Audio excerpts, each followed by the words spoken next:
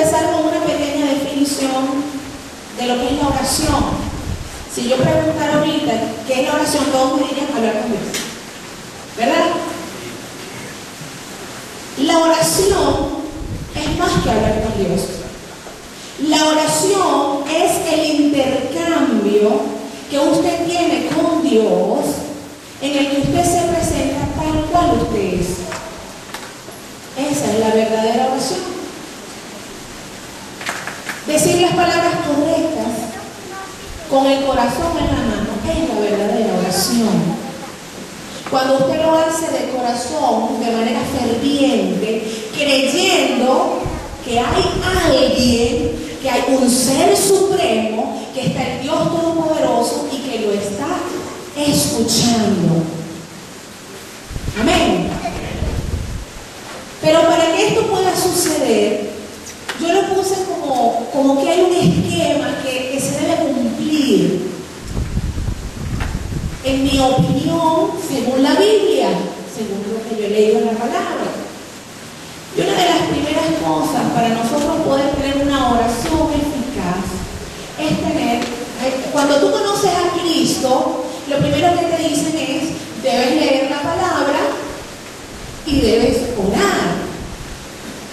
Y a lo mejor nosotros como estamos recién convertidos, entonces entramos en esa pasión y entonces nos queremos comer la Biblia y entonces oramos fervientemente, pero al pasar del tiempo es como que ese amor se va apagando, ese deseo ya no es tan fuerte, tal vez las obligaciones del día a día pues te van robando el tiempo y tú dices, bueno, es que tal vez yo no oro porque estoy demasiado ocupado, es que tengo una casa que atender, es que tengo un trabajo que atender, es que soy una persona ocupada en extremo.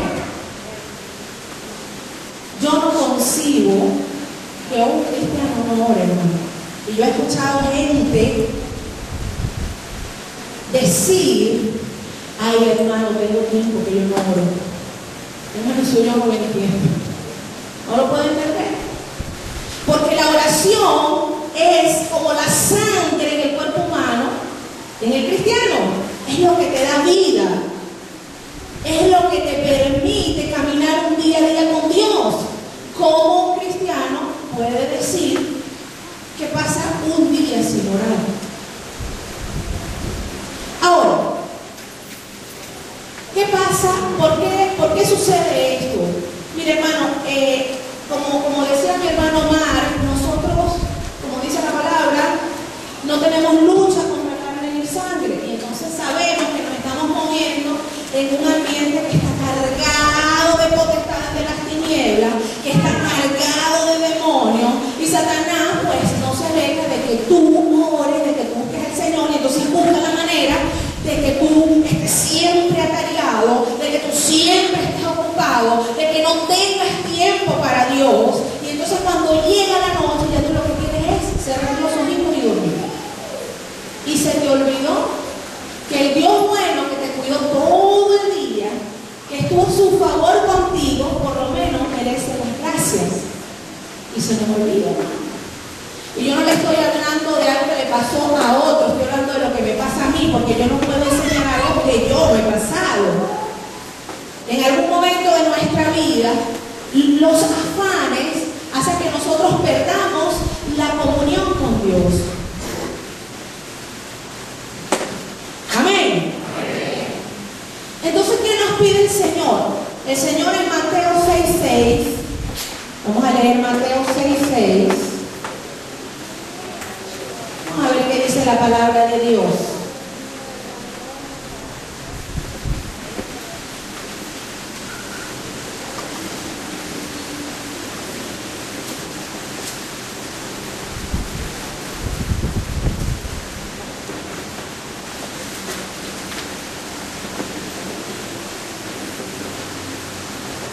Dice la palabra de Dios así. Dice, mas tú, cuando ores, entra en tu aposento y cerrada la puerta, ora a tu Padre que está en secreto, y tu Padre que ve en lo secreto te recompensará y en público. Cuando yo meditaba en estas palabras, yo decía, bueno, lo primero que un cristiano debe hacer es tener una intimidad con Dios. Es el paso número 1. Porque la intimidad con Dios es lo que te permite tú sacar ese tiempo para tú estar con Dios. Si usted me dice, lo que pasa es que yo tengo mi día ocupado, bueno, vamos a levantarnos más temprano, pero vamos a darle ese tiempo a Dios, ese tiempo que es necesario, porque Dios está esperando nuestros buenos días, nuestro amor, nuestra expresión de gratitud. Nosotros abrir los ojos, miren hermano, cosa grande es levantarse y abrir los ojos. Ya eso es un milagro. Y muchas veces nos levantamos y todo lo demás es más importante que tener una intimidad con Dios. ¿Y qué pasa cuando no hay esa intimidad con Dios? Esto es como un efecto dominó. Cuando usted va perdiendo la intimidad con Dios, usted comienza a orar palabras repetitivas. ¿Sí o no? ¿A cuánto les ha pasado? No levanten la mano. Comienzan a hacer oraciones que ustedes mismos o nosotros mismos hemos creado por el apuro. Señor, guárdame, sí, Señor. Aleluya, sí, Señor. Amén, amén. Señor, que el tráfico, Señor, rápido. Padre, tenemos que llegar. Y nos convertimos en oradores de frases creadas por nosotros mismos porque no hay intimidad con Dios. Porque se nos convirtió en algo mecánico y caemos, hermano, en la religión. Más adelante vamos a hablar de eso. Entonces, para que pueda haber una oración genuina, una verdadera oración, una oración que mueva la mano de Dios, ¿qué tiene que haber? Intimidad. Diga conmigo. Para poder tener una oración eficaz que pueda traer respuesta a mi vida, tiene que haber una intimidad. Una verdadera intimidad con Dios. Mire, hermanos, muchas veces me ha pasado que el agotamiento me vence y mi espíritu se aflige y siento tristeza aún quedándome dormida y siento tristeza, y el Señor es tan bueno que me levanto en la madrugada porque mi alma clama por Él, tiene necesidad de Él. Y yo me levanto y digo, Señor, aquí estoy, Señor, aquí estoy. Si en algún momento el Señor lo llegase a levantar, no dé la vuelta y no se haga el loco. Es el Señor el que lo está llamando. Lo está llamando para estar con usted. Lo está llamando para que hable con usted, porque sabe, la madrugada es sabroso, porque no hay bulla, mi hermano, los muchachitos están dormidos.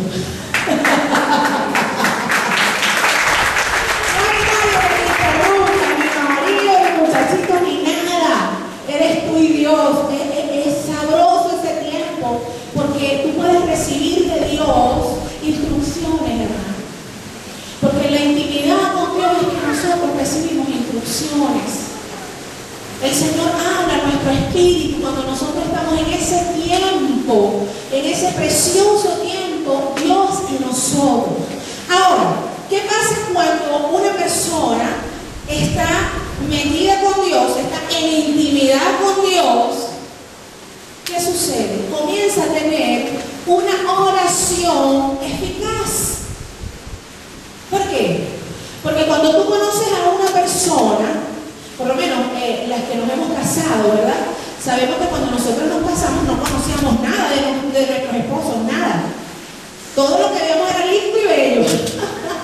Pero después comenzamos a conocerlo y comenzamos a tener una intimidad. Entonces ya yo sé lo que le gusta, él sabe lo que me gusta, yo sé lo que no le gusta, él sabe lo que no me gusta, ¿verdad? Entonces cuando nosotros entramos en esa intimidad con Dios, entonces Dios te va dando directrices, te va dando dirección y habla tu espíritu Aló. No se me duele, hermano, esto es importante. El Señor habla a tu espíritu y tu espíritu comienza a caminar según Dios y no según tu voluntad. Muchas veces pedimos lo que necesitamos. Siempre vamos a necesitar algo. Señor, quiero una casa, Señor, quiero un carro, Señor, quiero, qué sé yo, tantas cosas que uno quiere. Pero nosotros tenemos que aprender, cuando nosotros tenemos intimidad con Dios, el Espíritu de Dios intercede por nosotros y nos lleva a pedir como que, como conviene. Como conviene. Les cuento una vivencia que me sucedió. El año pasado, el Señor me estaba orando. Yo digo que mi altar es la cocina, hermano, siempre me hablo en la cocina. Yo creo que cada quien tiene su altar, ¿verdad? El Señor me venía hablando y me venía diciendo, me hablaba mi espíritu y me decía que suya era la vida y suya era la muerte. Y yo decía, Señor, ¿por qué tú me dices esto? Y me decía, y si vivimos, para Él vivimos, y si morimos, para Él morimos. Sea que vivamos o sea que muramos, somos del Señor. Y esa palabra que el Señor me decía, oye, eso se me metió en el alma, y yo meditaba en esas palabras, y meditaba de día y de noche. Y le doy gracias a Dios por la madre que tengo, porque ella me soporta, hermano. Porque yo le llamo por horas y hablamos de las cosas del Señor, de lo que el Señor me dice, de lo que el Señor le dice a ella, y nos nutrimos espiritualmente ambas. Igual mi papá, a veces me guindo con mi papá, y papá, mira qué te parece que el Señor me ha dicho esto.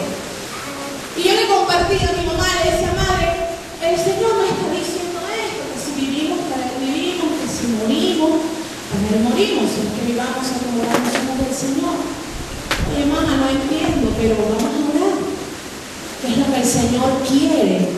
¿Qué es lo que ha de suceder? Que no sé, el Señor me está diciendo esto. Pasado aproximadamente 15 días, no recuerdo bien si fueron 15 días o más, me llaman que ha fallecido un familiar muy cercano. Era como mi hermano, crecimos juntos, era mi primo de sangre, pero crecimos como hermanos, crecimos en la misma casa, la misma educación, todo, y era una persona joven, muy joven, era de mi edad, y yo en ese momento de impacto vino la palabra de Dios a mi vida, porque en el momento fue como una locura, y yo decía, bueno, ¿por qué pasan estas cosas? Porque uno tiende, cuando estas cosas pasan, a decir, Señor, ¿por qué? ¿Por qué pasan estas cosas? Y el Señor me trajo inmediatamente, porque sabe, la respuesta de Dios muchas veces viene inmediato, y el consejo de Dios viene de inmediato, cuando tú estás conectado con Dios. Y sabe la primera palabra que me vino cuando esta noticia vino a mí, que quiso derribarme. Y si vivimos, para Él vivimos. Y si morimos, para Él morimos. Sea que vivamos o sea que moramos, somos del Señor. Oh, esas palabras trajeron consuelo a mi vida. Y yo, Dios, te doy gracias, porque sé que mi Redentor vive, porque sé, Señor, que esa vida es tuya, que tú me estás preparando y me estabas diciendo que era tuya esa vida. Entonces, cuando nosotros entramos en esa intimidad, el Señor te habla a tu espíritu, y la palabra de Dios, la palabra que tú has leído, viene a ser rema en tu vida, viene a hacerse viva en tu vida, y entonces tú comienzas a meditar en ella. Y ahí es cuando yo entiendo lo que el salmista decía cuando él dice que él meditaba de día y de noche, porque el Señor hablaba a su espíritu, porque la comunión que él tenía con Dios era una comunión tan íntima. O sea que todo, si usted se pone a ver los salmos, la vida de David, en los reyes, usted se dará cuenta de que la vida de David fue un buscar de Dios, fue una intimidad con Dios a pesar de las metidas de patas que echó. Él era hombre, era un ser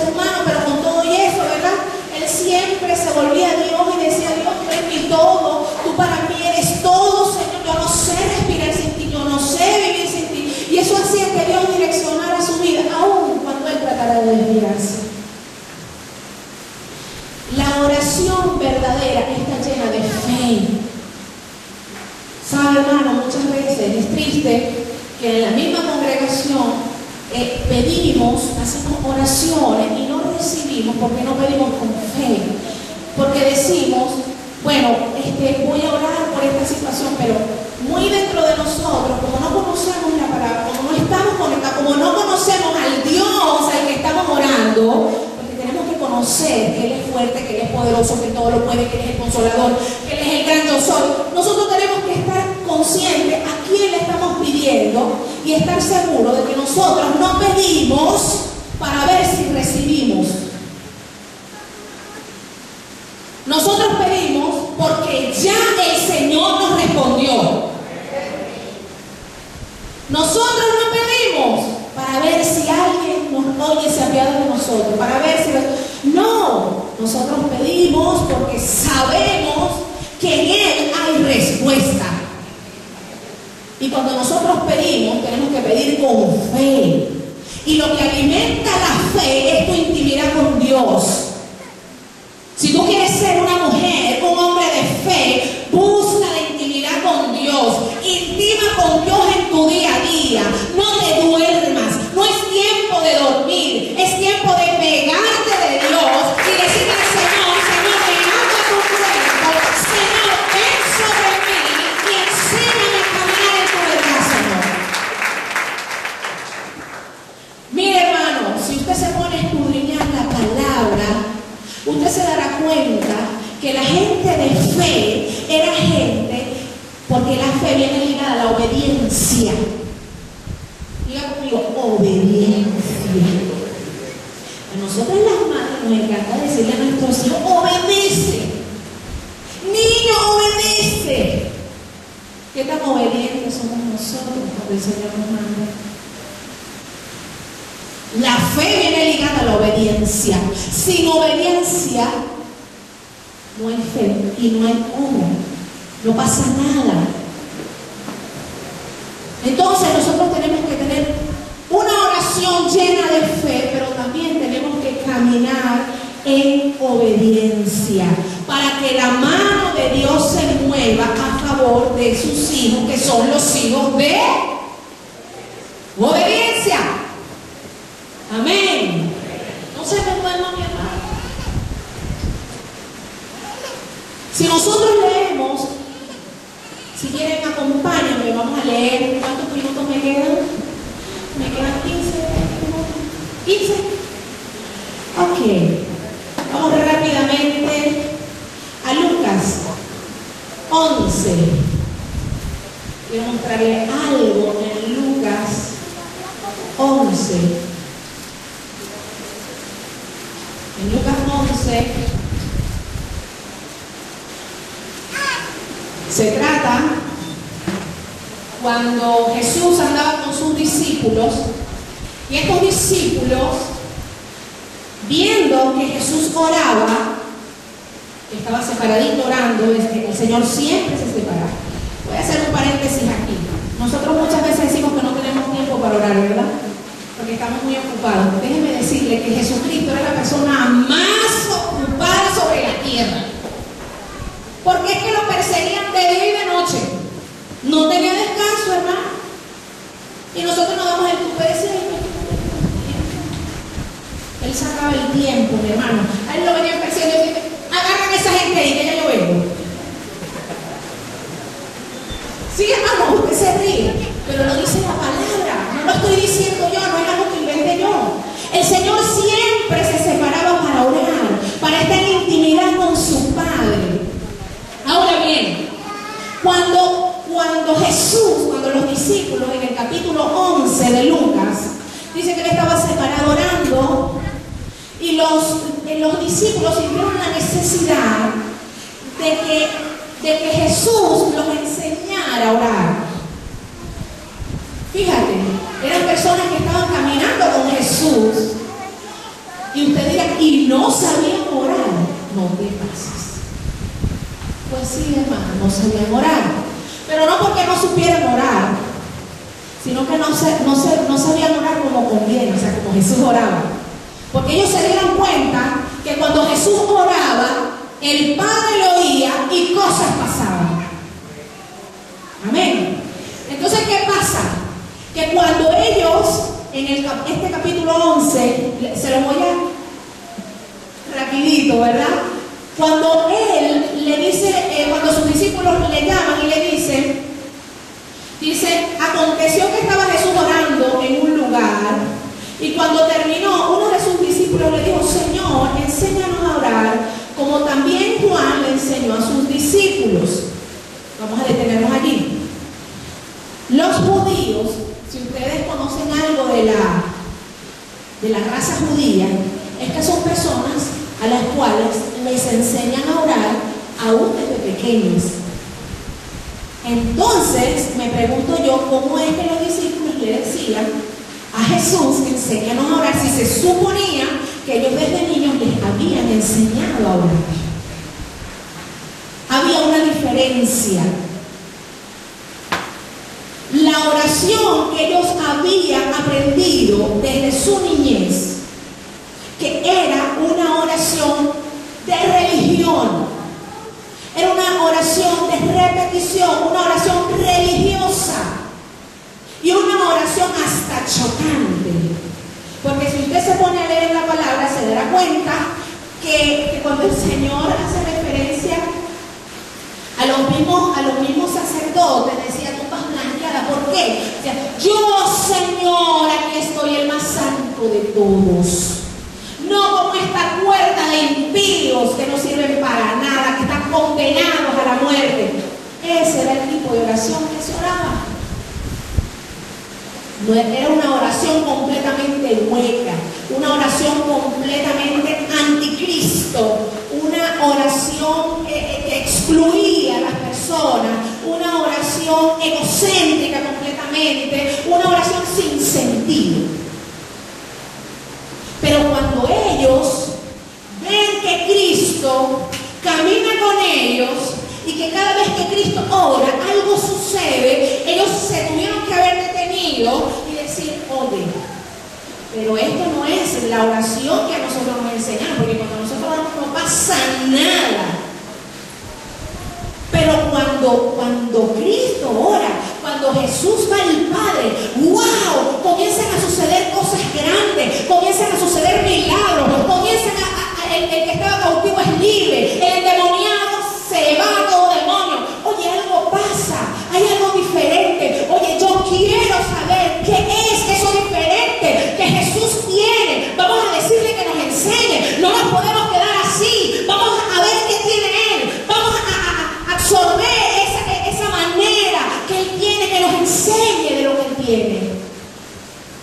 Ojalá nosotros en esta mañana podamos decir, como dijeron esos discípulos, hambrientos por esa oración, Señor, enséñanos a orar, Señor, enséñanos a tocar tu corazón. Aleluya. Más adelante el Señor les enseña el Padre Nuestro. El Padre Nuestro, hermanos, es un bosquejo solamente de cómo nosotros debemos orar. Muchos de nosotros lo hemos tomado de manera literal y lo oramos como un rezo cuando hay matrimonios o cuando hay entierros, para que todo el mundo repita, porque es la única oración que se sabe todo el mundo, ¿sí o no? Todo el mundo se sabe esa oración.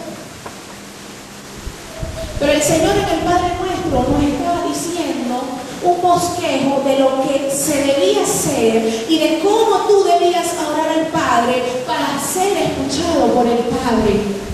Decía, Padre Nuestro que estás en los cielos. Ahí él quería que la divinidad, o sea, diciéndole, Señor, tú eres el más sublime, el más divino, el más grande, no hay como tú, Señor. Santificado sea tu nombre. Reconocía lo finito que nosotros somos. Y fíjate que no era una oración egocéntrica, era una oración de todos. Él no decía, Padre mío, en un momento puedo haber dicho, Padre mío, pero en ese momento cuando le enseñó, Padre nuestro, de todos nosotros, porque Él iba a morir por el bueno y por el malo, porque Él era el redentor de todos. Y decía, Padre nuestro que estás en los cielos, santificado santificado sea tu nombre. Venga a nosotros tu reino. Él nos quiso decir que nosotros en nuestra vida, cuando nosotros pedimos, tenemos que pedir la voluntad de Dios, no nuestra voluntad, no lo que a nosotros nos parece, no lo que nosotros creemos, sino la voluntad de Dios. Quiero decirle, amado hermano, tú puedes pedir lo que tú quieres. Amén. El Señor nos dice que pidamos y recibiremos, pero hay que pedir según la palabra de Dios. Señor, yo quiero esto, Padre, pero no sea mi voluntad. Si usted se va, cuando Jesús iba a ser crucificado, que Él estaba orando, Él le dijo, oye Padre, si pudieras tú pasar esta copa de mí, Señor, si pudiera esto ser de otra manera, Padre. ¿Por qué? Porque Él era humano, Él era carne, Él sentía temor, pero entonces Él dijo, no sea mi voluntad, sino tu voluntad, oh Padre. Y nosotros tenemos que aprender que cuando nosotros oramos, siempre, ok, pídele al Padre, pero al final sella tu oración diciendo, Señor, pero no sea mi voluntad, Padre, sino sea tu voluntad en mí, porque tu voluntad es perfecta, porque tu voluntad es maravillosa en mí, porque tú eres lo mejor para mí.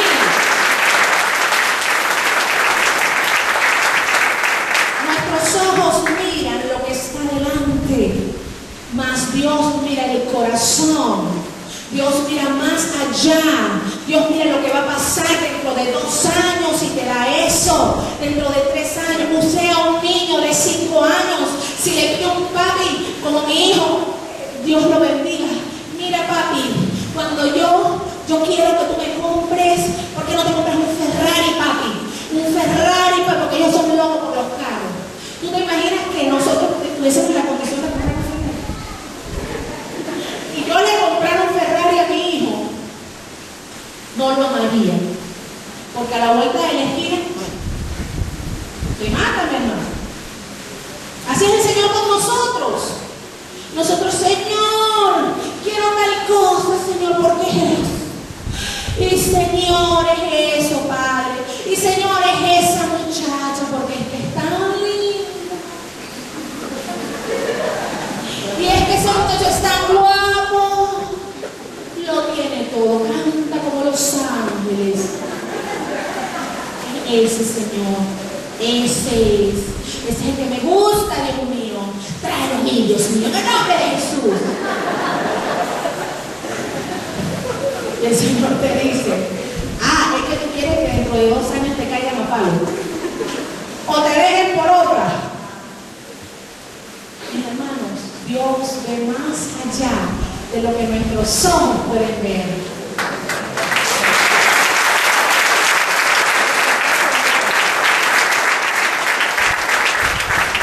Eso se llama pedir conforme al corazón de Dios. Señor, yo quiero esto, pero esto es lo que tú quieres para mí, Señor. Siempre nos debemos hacer esa pregunta. Le cuento a mis hijos, hablo mucho con mis hijos. Y le digo a mi hijo, hijo mío, yo desde mi juventud, aun cuando no conocí a Dios, porque lo conocí a los 24 años aproximadamente, cuando yo todavía no conocía a Dios, había una oración en mi corazón y era el temor al fracaso, el temor a tal vez conseguir una persona que no me valorara, que no me amara, que no me respetara. Eso era algo que me llenaba de temor. Y yo tenía una oración y yo le decía, oye Señor, yo quisiera, fíjate, yo no conocía al Señor, pero le decía Señor, yo quisiera que tú me libraras de cometer cosas que me puedan hacer infeliz. O sea, Dios me enderece mi camino. Le decía yo al Señor, fíjate, sin conocerle, decía, no me dejes cometer errores. No quiero cometer errores. Quiero que tú guíes mi vida. Y Dios escucha aún en la oración del impío, cuando lo hace con un corazón contrito y humillado, no despreciará al Señor. Porque aún cuando nosotros estamos en nuestros delitos y pecados, muchas veces el Señor, aún en nuestros delitos y pecados, ya Él sabe que somos de Él, y Él va y nos persigue y nos guía hasta en nuestra oración. Yo soy fruto de eso. le doy la gloria a Dios porque si no yo no estuviese aquí. Él dio mis pasos. Amén. Bien, cuando seguimos leyendo el Padre Nuestro, ¿están despiertos? Dígame amén. Gloria al Señor.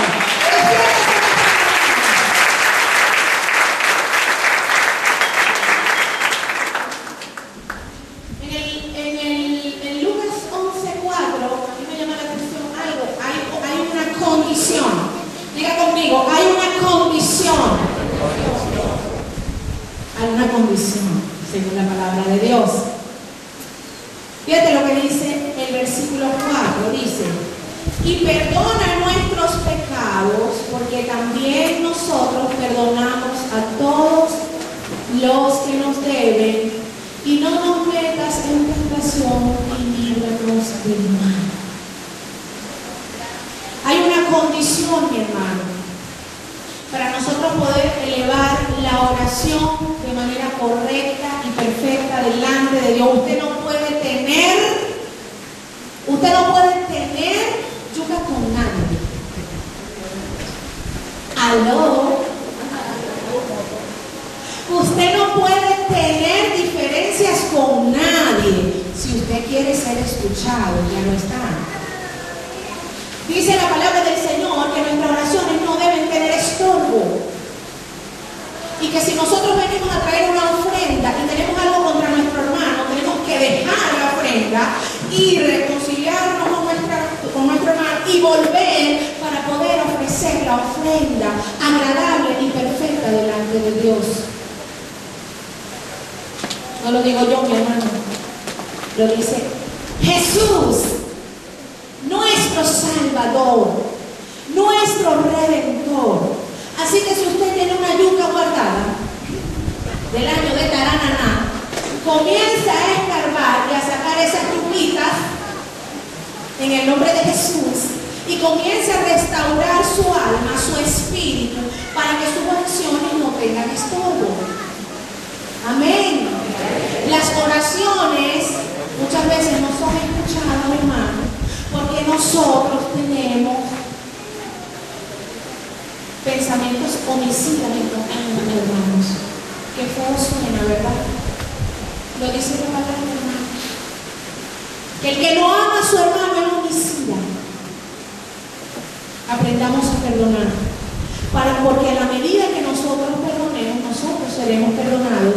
A la medida que nosotros perdonemos, nosotros vamos a ser escuchados por el Padre. Amén. Amén. Bien, ya pasamos esta parte. ¿Cuántos minutos me quedan? 5. Ay, Padre, se me fue rápido. Muy rápidamente. ¿Qué pasa cuando usted tiene una oración que ya usted cumplió todo lo que nosotros hablamos anteriormente? Bueno, pasa algo muy maravilloso. En 2 de Reyes, capítulo 6, a partir del versículo 8, dice de la siguiente manera. Voy a dar varios ejemplos rapidito de lo que pasa cuando uno tiene una oración eficaz, cuando tú sabes cómo orar, cuando tú tienes una intimidad con Dios y cuando tú estás impecable e íntegro delante de Dios. Dice 2 de Reyes 6, del 8 al 20, si usted quiere lo anota, en su casa lo medita.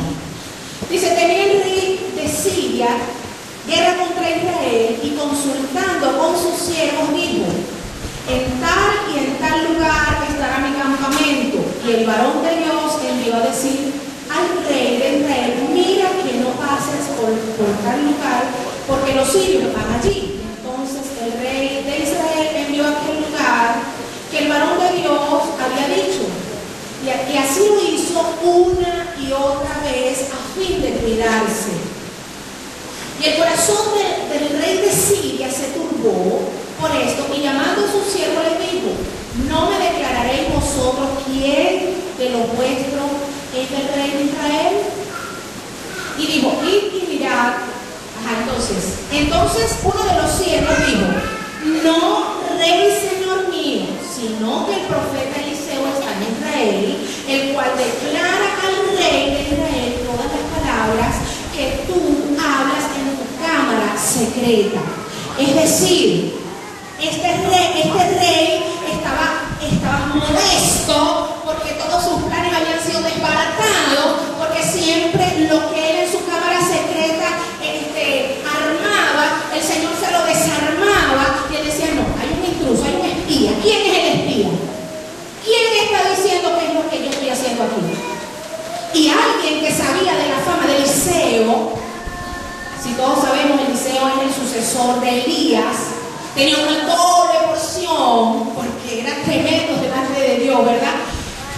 Este hombre, todo lo que él hacía en secreto, el Señor venía, pum, se lo revelaba a Eliseo. Eliseo, pum, se lo revelaba al rey de Israel. Y entonces quedaba, o sea, todo lo que planeaba, todo se le caía. Y entonces el rey, muy molesto, dice, bueno, manden a buscar a ese tal Eliseo, porque hoy mismo vamos a matarlo. No, esto no puede seguir pasando. Y dice que mandó hombres a caballo y gente de guerra a buscarlo. Y preguntó que dónde está. Bueno, él está en Datán. Bueno, vayan para allá y búsquenlo. Y mátenlo. Y dice que venía una multitud contra Eliseo. En eso sale el criado, se da cuenta. Le estoy parafraseando rápidamente por el tiempo, porque ya me comía el tiempo. El siervo de Dios ya sabía, porque ya todos los planes le eran revelados, y dice que él estaba comentándole a los que estaban allí, mira, si viene alguien a buscarme, mira, no estoy, cierren las puertas, precaución. Y resulta que no estaba terminando de decir eso cuando viene la gente a caballo, el criado sale corriendo, mira, Eliseo, que vienen a matar un montón de gente que no sabe. Él se detuvo. Fíjate, mi hermano, muchas veces en las circunstancias nosotros nos tenemos que detener. Hay que detenerse. Cuando tú crees que todo se te viene abajo, hay que detenerse. Porque si tú piensas locamente, entonces pierdes la fe de Dios. O sea, pierdes la perspectiva. Entonces, cuando estas cosas suceden, uno inmediatamente lo primero que tiene que hacer es detenerse. Tú te detienes. Señor, dime, dame instrucción. ¿Qué hago? Hermano, eso es lo primero que nosotros como cristianos tenemos que hacer. Estamos en un torbellino y el torbellino nos quiere arrastrar, no se deje arrastrar. Deténgase. Señor, ¿a dónde voy? ¿Qué es lo que tengo que hacer? Dame dirección, Padre. Hermano, nunca se mueva sin pedirle dirección al Padre. Nunca se mueva sin pedirle dirección al Padre. Dice la palabra que en ese momento Eliseo oró y le dijo, pero la oración no fue, Señor, sálvame. No, porque él sabía que él estaba salvo. La oración era, Señor, abre los ojos de este para que pueda ver que tú estás con nosotros. Y dice que sus ojos fueron abiertos en el instante. Y vio aquel criado como gente de fuego, de caballo, estaba alrededor de Eliseo para librarle. ¡Wow! Yo me puedo imaginar esta escena y es tremendo, hermano. Esto es palabra de Dios, esto fue algo que sucedió, esto no es fábula, esto es algo que fue real. Y así el Señor hace con nosotros, cuando nosotros estamos en el torbellino y nosotros nos detenemos. El Señor, Padre, está menguando mi fe, abre mis ojos para verte. El Señor va a venir y ¡pum! Va a abrir tus ojos y tú vas a tener la confianza de que el Señor está contigo. Mira, hermano, así yo le podría nombrar muchos más, pero el tiempo se me acabó. Es una lástima. Pero la gloria es siempre del Señor. Espero que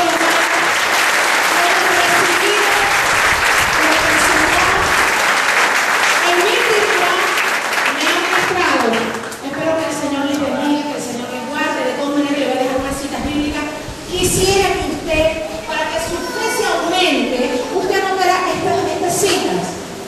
Hechos 12, del 5 al 12, por favor, en su casa, en esta semana, en su devocional familiar, agarra esta cita, estúdiela con su familia. Es hermoso porque esta palabra va a aumentar su fe y le va a decir a usted lo poderoso que es el Dios al que usted le sirve y las cosas maravillosas que Él hizo con aquella gente y las que va a hacer con nosotros hoy en día, en el nombre de Jesús.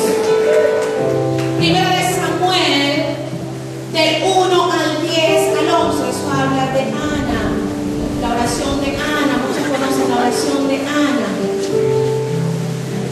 Y por último, mis hermanos, Santiago 5:13 dice: si está alguno entre vosotros afligido, ¿qué debe hacer? Haga oración.